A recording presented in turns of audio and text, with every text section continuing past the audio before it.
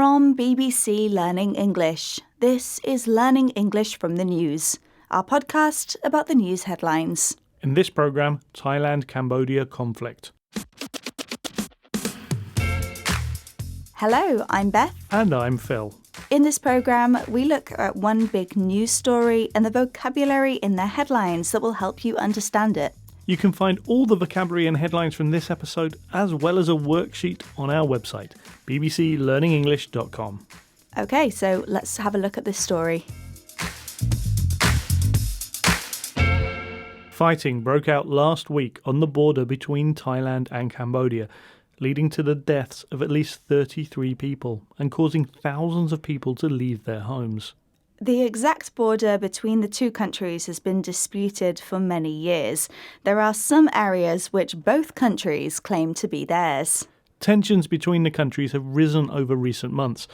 After an armed confrontation in May, each country imposed border restrictions, while Cambodia banned some imports from Thailand.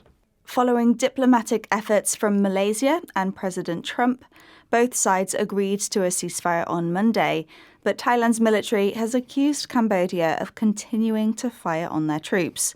Cambodia has denied this.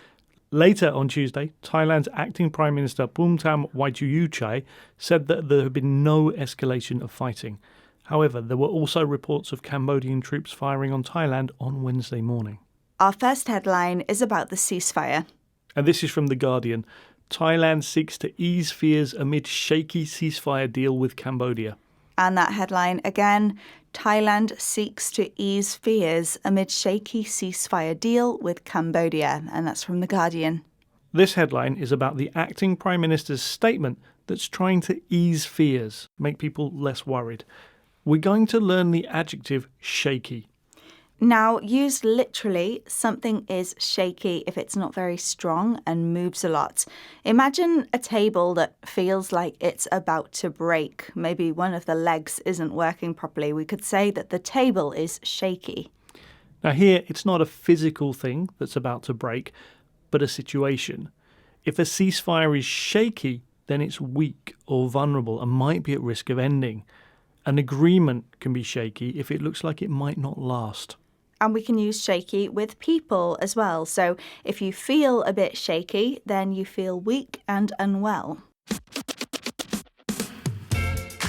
We had shaky, weak and vulnerable. For example, no one wanted to invest in the company because of its shaky financial situation. This is Learning English from the News, our podcast about the news headlines. Today, we're talking about military clashes between Thailand and Cambodia. Civilians have been caught up in the fighting, with a number of people being killed or injured. Thousands of people living close to the border have left their homes to find safety. And this is what our next headline is about. It comes from Deutsche Welle. As Thai-Cambodia truce nears, evacuees speak out. That headline again, as Thai-Cambodia truce nears, evacuees speak out. And that's from Deutsche Welle. Now, this headline mentions a truce, which has a similar meaning to ceasefire. And it also mentions evacuees, and that is the word that we want to look at. The noun evacuee comes from the verb evacuate. To be evacuated means to be moved from your home because of something dangerous, such as a war or a natural disaster. Evacuees are people who are evacuated from somewhere. So this headline is talking about people who have been moved away from the border regions in Thailand and Cambodia to keep them safe from the fighting. One thing to notice about the noun evacuee is that it ends in ee, and this ending is often used to mean people who have something done to them. For example, employees are people who are employed. Mentees are people who are being mentored. We've had evacuee, someone who has been moved from or has moved from a dangerous location. For example, emergency hostels have been set up for evacuees. This is Learning English from the News, our podcast about the news headlines. Today, we're talking about fighting on the border between Thailand and Cambodia. While this fighting only started last week, tensions have been growing over recent months. Disagreement over the border goes back to the time when Cambodia was a French colony and a treaty signed in 1907. Recent political developments in each country have also contributed to the current crisis. And the next headline is about the background to the conflict. It comes from The Diplomat, an American magazine, The Roots of the Thailand-Cambodia Border Conflict. And that headline again, The Roots of the Thailand-Cambodia Border Conflict. And that comes from The Diplomat, an American magazine. Now, the word that we are interested in is roots.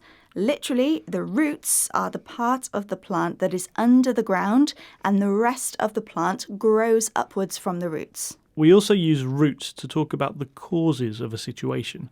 The roots of a problem are the things that have made it happen, where it began. Now, here in the headline, roots is referring to the long and short-term causes of this conflict between Thailand and Cambodia. We can also describe these causes as root causes. And if a situation has causes that go back over a long time, it can be described as deep-rooted. And this article suggests that the conflict between Thailand and Cambodia is deep-rooted.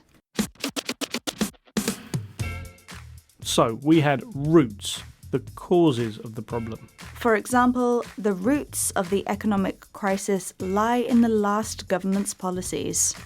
That's it for this episode of Learning English from the News. We'll be back next time with another news story.